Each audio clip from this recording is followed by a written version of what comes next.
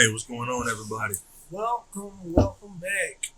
Thinking Game Podcast, number 45? Yeah, Maybe 45 and a half. No, 44 and a half. 45 and 2/3? Exactly. We're going to see what this will be. We're trying something new today. Out live on location. And we would like to thank, I don't know if it's going to be this in focus, I'm putting it at the bottom, Mugs Cafe Argenta, for allowing us to film in their restaurant. They got some awesome coffee. He got the cold brew. He drunk his already. Yeah, it was too good. And they're in the Argenta, North Little Rock area. Make sure you come out, get you some coffee from Mugs Cafe. Good environment. Oh, yeah, good. Friendly service. Yeah, definitely. They didn't there. They said we can film here, no problem. They didn't give us any issue. Got free Nice Wi-Fi. Mm-hmm. Just really cool vibe, good food. Yes, definitely. Great coffee. And it's not expensive either. I mean, I'm looking at the menu now. I tried to get some pictures of the menu. You get a 16-ounce coffee, $5-6. Yeah. You're good, They're cheaper than Starbucks, probably. Yeah, it really is. You know what I mean? And it's, everything's handmade right in front of you, made to order. For sure. So, our next, one of the topics we want to get into, talking about this life leadership content stuff, is Microsoft has been announced in the news, the corporate news, right? Microsoft is laying off over 10,000 workers, somewhere in that range. And the thing we want to tell you guys, this happens all the time in tech, whether people believe it or not. They hire in waves of people, they lay off waves of people. I work, it's a place to do their hair. It's an ISP company that does the same thing. Springtime, around this time, and then around May, they hire in waves of people and they lay off waves of people. You know what I'm saying? You in that field, what do you think causes that? You know what I mean? Is it because tech really seems like it's booming? Sales are going, they're making a lot of money, it's always popular. Well, they say it's job security in that. Like, here's the deal. A lot of times, from my experience, they hire you in as a contractor instead of a full-time employee, right? And that saves them when it's time to lay people off and make those cuts. It's not a part of your company budget per se, because they're paying the contractor and the contractor pays you, but it's not coming out of the overall budget. It's all like the little economical, little game they play. Loophole, I guess. Yeah, loophole, yeah. But, sometimes you need a wave of people to get something done, and then when things start to get back to normal or their job is complete, it's like, what do you really need them for? Kind of like building a house. Mm-hmm. You may need the extra help to frame, but then after the frame is done, now it's back to normal construction, and then you go back down to the regular staff. You know what I'm saying? So they have a new project, or they are initiating a new system. Yeah. They need a lot of bodies or a lot of programmers to lay it's some big project done. Yeah. And I know the thing that's pretty funny, I know when we used to work there, your manager won't do it. Your manager be like, all right, guys, I'm going on vacation. I'll see you guys next week. Oh, yes. Yes. And then next thing you know, the next day you start seeing people coming there with boxes, having people clear their desk out. You know what I'm saying? A lot of times you kind of know if, depending on where you are on the order, political-wise, like, are you the teacher's pet kind of person, or are you the person like me who really want to teach his page? Just let me do my work and you do yours, and get out of my way kind of person. And let me tell you, those persons, your skill, they'll keep you around long enough till it start costing too much. Then you're gonna get laid off as well. Yeah, you got to play the networking game. Make friends, build relationships. And sometimes skill really ain't enough. And see, the subtopic to this is, how do you counterthink? Like, how do you counterthink something like this? Let's say Microsoft hire you as a contractor and you're making astronomical, probably close to 6 figures or something like that. Don't live up to the 6 figures. You have to expect that this is probably not going to last for a long time, especially if I'm a contractor. So you have to be able to have a strategy. So when that happens, you can be like, I'm good because I done made enough money and I gained the skill of being a software engineer, whatever you are at Microsoft. So when they do the layoff, you can go work at any other company, no problem. It may not be the same amount of money, but it still be comparable though. You know, you might not be making 200 grand, but you might be like at 90 or 120. Yeah, and that's a big step down from Why? 200. I mean, no. I mean, No, that's if you go almost from half 200, from 200 to it's better 100. than I nothing. mean, exactly, but it's a step down in lifestyle. So what you're saying, In my opinion, don't buy a new house. In my opinion, it's only a step down in lifestyle if you live up to that 200. Yeah, and I mean that's what That's what you're saying. That's what I'm going into. Yeah. So was he saying you making the 200 as a contractor, or don't buy that house? Right. You know what I mean? Until that money's secure. You know what I Right. mean? That's a 30 or 15-year mortgage. Boy. You know what I mean? Or that financing a car. Mm-hmm. And things like that, and you're doing your monthly or yearly budget off that 200, Boy. and you're a contractor. Boy. That money's not free year to year. Mm-mm. You know what I mean? Probably not So- every 6 months. Exactly. So when you're trying to build a life on your peak income as a contractor, or it's like basically being in sales. Yeah, then we enter into it. They keep saying it's coming, but it's probably going to come. The stuff is already going up. We're talking about we enter into a recession, and things go up. Costs go up. Cost of living goes up. Everything goes up. So you really have to kind of factor that in too. For company stuff go up. You know what I'm saying? Or they trying to save money for the inflation when it hit them. So, and a lot of times it's usually the people who are like contractors, or they find different ways to cut you based on, you know, are you a favorite, the manager's favorite, you know what I'm saying, or you're the brown noser, you know what I'm saying. They end up getting cut at the end too when it's like a first wave. First wave, let's get the rebels, let's get all those people out of here. Second wave, you know, let's get the people that cost, you know what I'm saying. Then the third wave, hey, that's my favorite. Who cares? Get them out of here, you know what I'm saying. I don't care how All much. essentials only. Okay, if we got Max Brownie points on him, he gonna get Max Loud points because we finna lay him off. You know what I'm saying? So, and then the next thing, talking about corporate news, it says Apple CEO Tim Cook takes a 40% pay cut, but guess what? That 40% pay cut, he's still making 49 M's. Thought he was gonna move into the poorhouse. No. But to him, like you said, that's probably still a big drop though, Exactly. because he probably used to make what's 40? You had 40%, what 80? No, is that 80? 80 mil he was making? Like 100? angry. Yeah, I mean, yeah, of course. Or 100 somewhere there. 49 I mean, it's M's. 49. If you take a 40% pay cut, you're still making 49 M's. If you're not living up to 49, I don't know how could you. That's a lot of stuff you have, dude. Unless you're investing all over the something. I mean, You but can't still, buy enough stuff. I don't think Rodney King could smoke through 49 M's, let alone blow 49 M's. I mean, like what's that, yearly? A crackhead probably would die before they blow 41 and buying all the dope. They'll die before they. Yeah. Before, I mean, and then a regular person like us, like, how do you blow that much money, man? Like, But and that's his annual salary, like.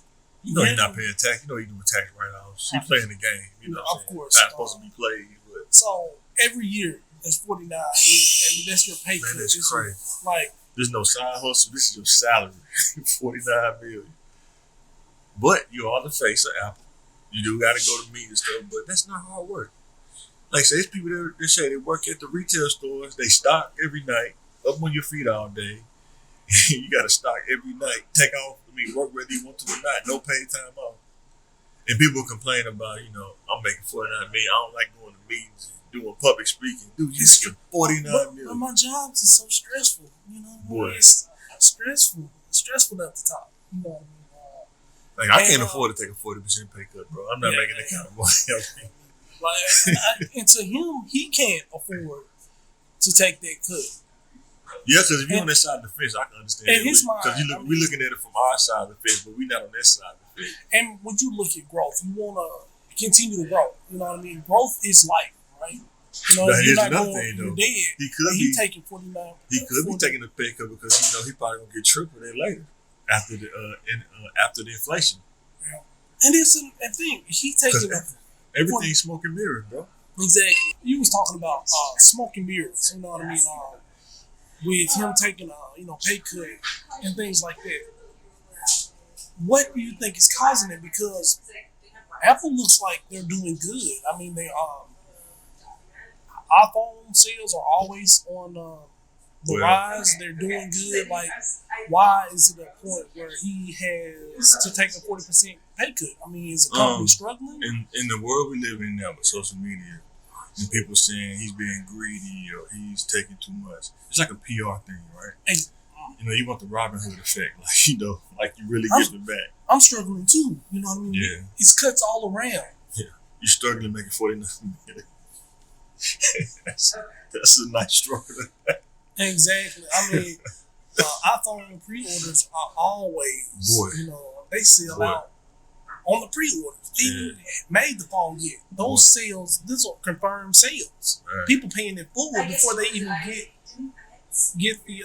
But we commend them for taking it though. I mean, I see both sides of the fence because a lot of us would be tight if we had to give up a 40% pay cut and drop down and we were making that money too. So no matter where you are, 40% is 40%. Right. So our next topic in the news, I think a lot of people don't. This might catch a lot of people off guard. Like, I don't care about politics like that, but this is the part I think people don't realize. Like, a former Arkansas senator, I'm not even gonna say the person's name, but a former Arkansas senator was sentenced to 12 months for bribery. Just 12 months? I mean, depending on how much it is, like, see, that's the thing. That seems like a good trade-off, right? People are saying, I'm gonna go into politics, I'm gonna be clean, I'm gonna be wholesome, I ain't gonna do this and do that. But then when that person meets you at the coffee shop with the duffel bag with money, $200,000 in cash, no taxes, no IRS, 50s, 20s. all we need you to do is just talk about this bill. You don't really have to do nothing, just a conversation. And can you imagine like what the thought process? See, that's the thinking game process. Like, if I take 1.2 mil, and only have, if it's state time, I only have to really have for 12 months, 6 months, 3 or 4 months at the most. And we lost the money. We don't know where that money is. But see, here's the thing, though. It could be a trade-off. But what if you go to jail, you don't make it out in those 6 months? I mean, one bad night in jail, one bad night anywhere. Yeah. You'll never be the same. But outside of jail, you can walk away. In jail, you can't really walk away. Only so far. They say turn the other cheek in real life. You know what I mean? I don't want to show no cheeks in jail. Oh, yeah. Yeah, man. So, but yeah, a lot of times people don't understand about politics. Like, when you get in that office, man, you got to deal with everybody, not just you. You know, you can go in there or with the people best. Like you. Yeah. I mean, you want to go in there as a zebra, but you're dealing with lions and tigers. You know what I'm saying? See how you survive. You on the menu. Yeah, definitely on the menu. But yeah, man, politics is complicated, man. And the thing is, how did this get out? Who blew the whistle? Yeah. Because, like, if you give me I'm not saying nothing. So how did this information get volunteered to get out there? Well, I mean, like, a bribery is a payment, right, for a service. Yeah. So when you pay somebody legally for a service and they don't do it, who do you gonna tell? Like, you have to take it as a loss. So that's a third party or something. How to get out? No, that's what happened, right? Let's say I pay you to do something. I bribe you to do something, and you don't do it. What do I do as the person who paid you? But then you guys get in trouble for doing the bribery. Anonymous source. You know what I mean? Sometimes it's gonna be like we all going down. Like, you know what I mean? I gave you this money. I'm not just gonna take this loss. No. You know what I mean? And you gotta prove I'm in control of the information that comes out. Kind of like in the NFL, right? Yeah. Sources say that Lamar Jackson wants. How does it leak out? You know, how does the negotiation leak out? If it's just you and Lamar in the room negotiating, how does it leak out? I didn't get what I want. Yeah. And then I'm gonna leak some information about you, not me. Boy. And then I'm in control of the information, right? So I'm gonna make sure everything clean, nothing points to me, and I'm ready for it. And then I snitch on you. You don't even know it's coming or when it's coming. Right. You know what I mean? So you say, well, John gave me this amount of money. Like, where? I didn't give you nothing. Yeah. It was June 27th. You know what I mean? I got an alibis for June 27th. I got my lawyers are ready. Boy. You off guard. You are in court with documents and pictures and stuff like that you gotta explain. So that's how sometimes I think it gets out. You didn't come through on your promise. And then she got Johnny Cochran, but he ain't around no more. Right. You go up the upper room. Said if you don't got the provision, you can't cause a division. I don't know. So we got the bootleg version. Oh man. Oh. So and then it runs into our next question.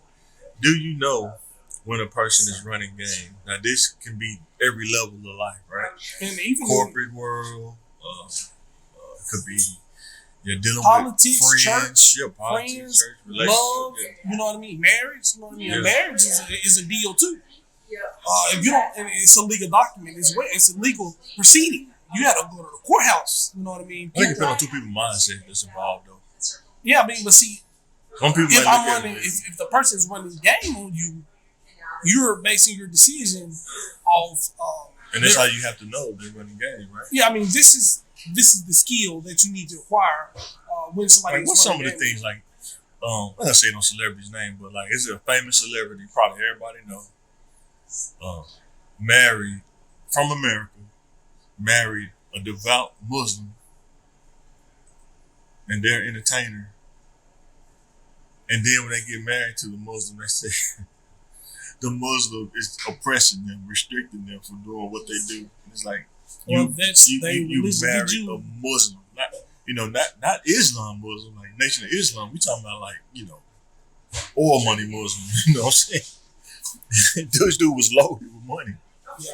So it's like, did they run game to just get in and use that as an alibi? Like, oh yeah, I'll marry you and this and that, you know what I mean? Then when when we was living young, the life or walking the walk, it's completely different. Yeah, when we was young, right? If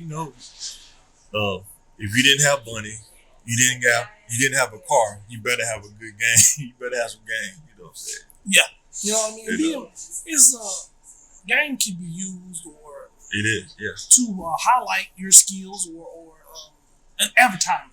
Corporate world. Well, if you got good game, you can kill interviews if you got game. Yeah, I mean it's two types, right?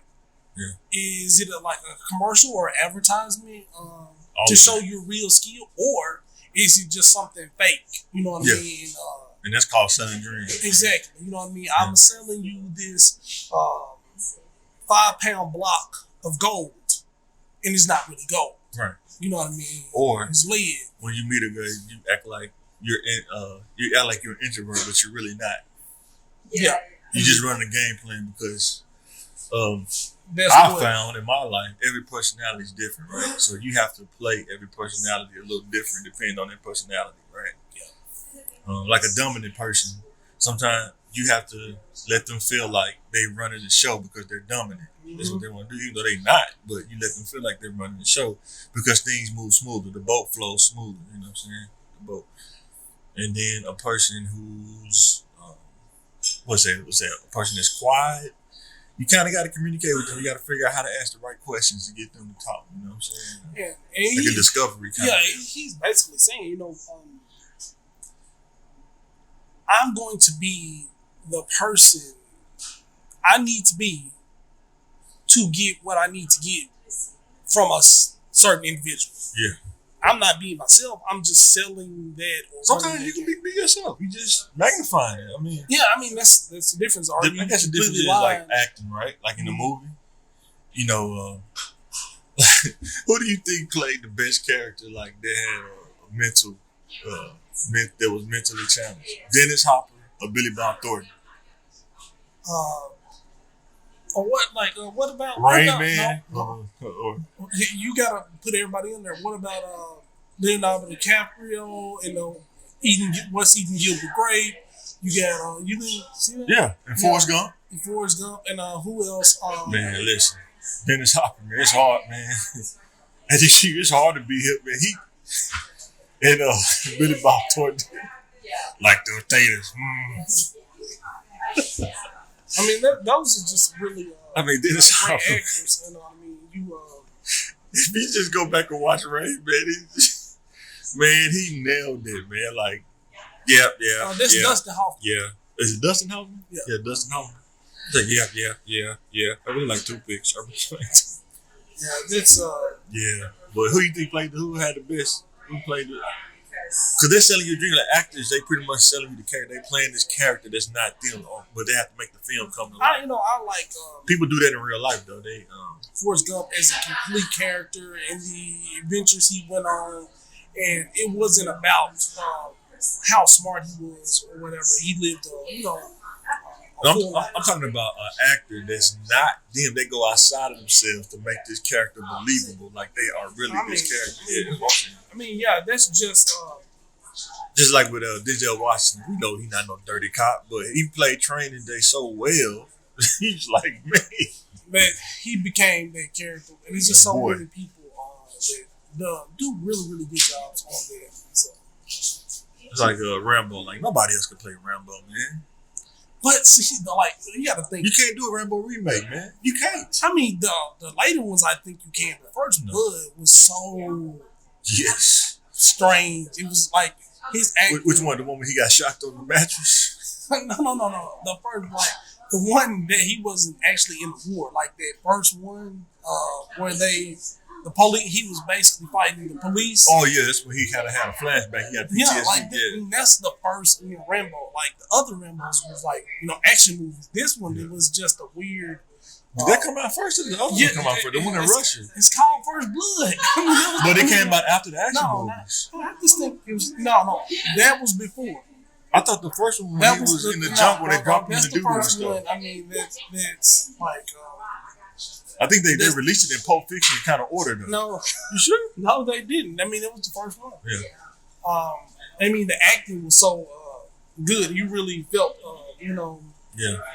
Whatever you was doing. But yeah, people run game every day. Like some people say they're gonna call you, they'll make it sound good. They don't ever call you. I'm gonna call you. Don't call us. We'll call you. Yeah, you know what I'm saying. Some people go in interviews like they never worked a job in their life, but they'll come in there and say, "You a dream boy, man. I can do whatever." I mean, it's just advertising. Man, I can my flows. I make that flow shine like Mr. Clean. Ain't never ran a buffer in their life, man. You know what I'm saying? They just need the opportunity. What's going on with the next one? So, our next question is: there is a high frequency of teens being charged with murder, man. It's unreal. A lot of 15, 16-year-olds, man. And the year basically just started. And that's crazy. I mean, are they living the life like where they need to be fighting for survival, or is there where it's just they're robbing folks, or they really got this kind of beef going on? Like, what's really happening in our communities? Part of it is surroundings. Another part of the pie is the people that they're surrounded by. And another part is like the mindset. Like it's hard you have to really think past your circumstances to get that mindset to where I'm not gonna get caught up where I'm at. And that's gonna be our next question. But man, a lot of these kids when they release this their mug shot or whatever, and they show where they live at, it kind of gives you a story, a tell-all story kind of deal. You know what I'm saying? Like I say, we talked about last time, Hemlock Court, Shorter Garden, stuff like that. But is it really that bad? Like it's a war zone type of environment, or some of them could be, or it's just like, well, I want something, I want more money, I'm willing to rob and steal to get it, or. But murdering somebody, I don't know if it's more of a robbery, or it could be, or is it just a person mad because you know how it is. You gonna let dude do you like that, man?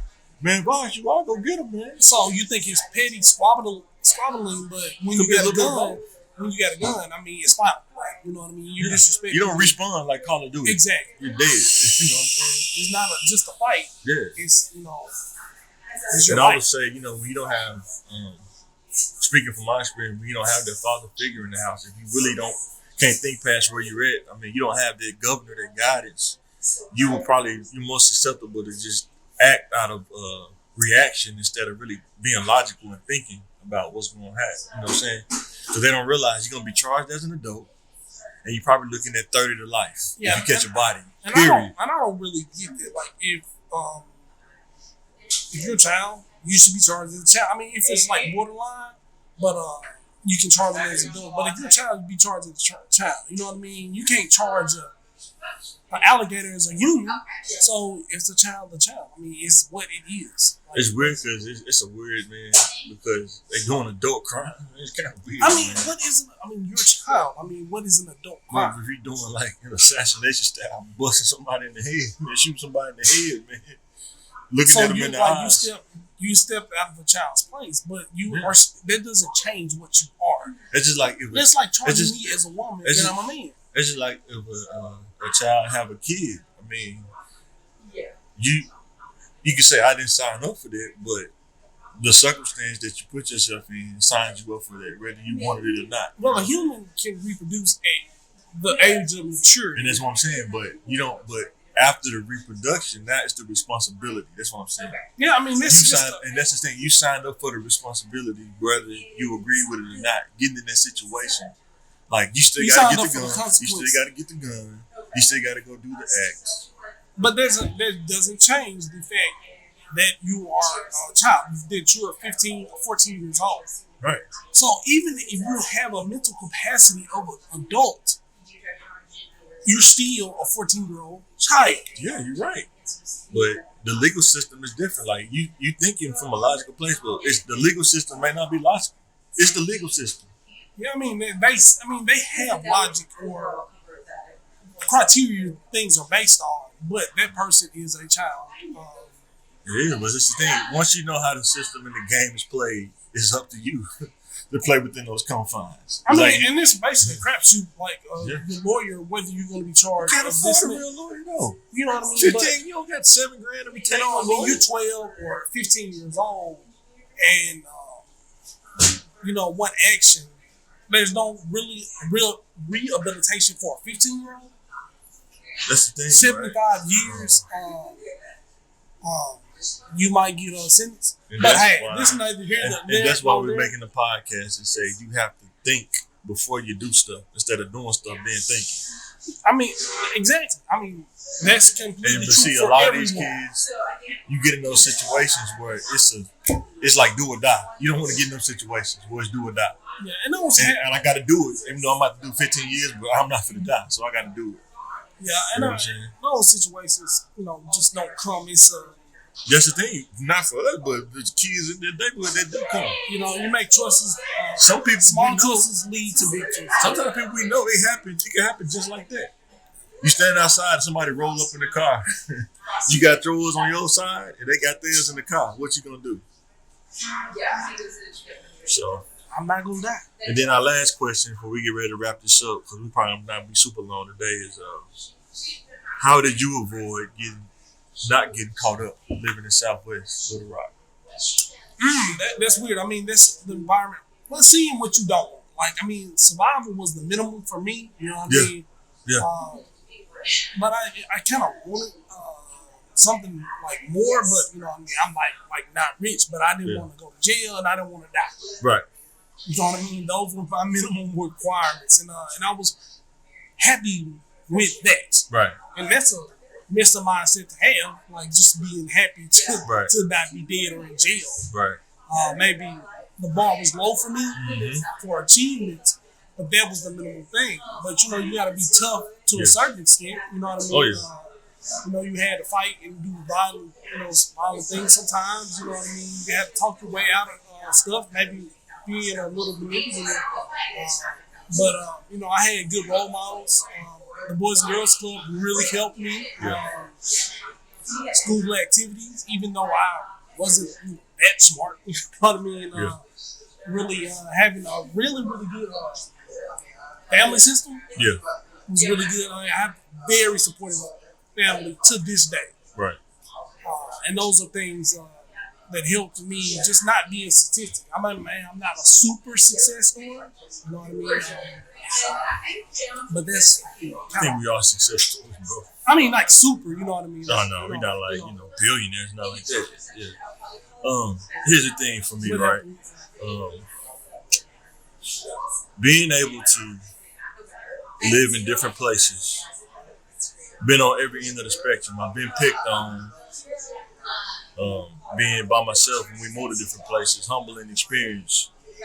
And when we finally got into a place, we was in a house, working and stuff kind of exposed me to different things, like where I was working at, like say working at a BP, detail shop, stuff like that.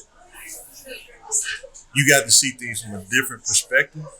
But first of all, before I even get to working at BP, weird, but by the time I got to ninth grade, I stopped caring about the perception of people that don't put clothes on my back, who don't pay my bills, that don't provide nothing to me, right? Mm-hmm. And that's a lot of times kids get caught up in that part. Like, if you don't do this, you're going to be deemed as weak. If you do this, you're going to be deemed as a punk, you know what I'm saying? And then the kid go shoot the dude to do the deed.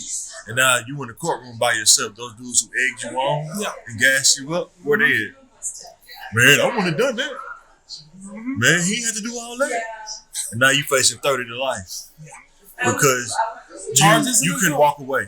You couldn't let it go. You know what I'm saying? And then, you know. Some people still 30 and 40 years old dealing from stress, traumas that happened when they're 15 or 16. And then seeing somebody, like having family members or seeing somebody go to jail for 30 years, like when you're 10 years old and when you're 20, they just get out of jail, you know what I'm saying? Yeah. That is crazy. Like, most time you see stuff on jail, they see somebody in jail for 10 years, go to commercial and come out, they are back on the streets. In real life, it ain't like that.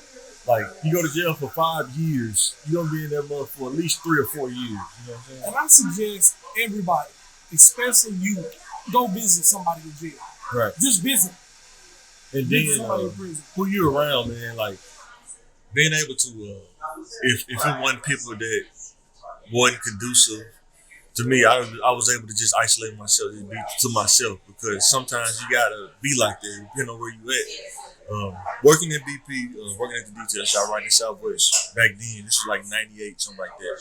Seeing real hustlers, seeing real dudes that, you know, real killers, like real dudes, like the street dudes, it kind of gave me that perspective on what I don't want to do.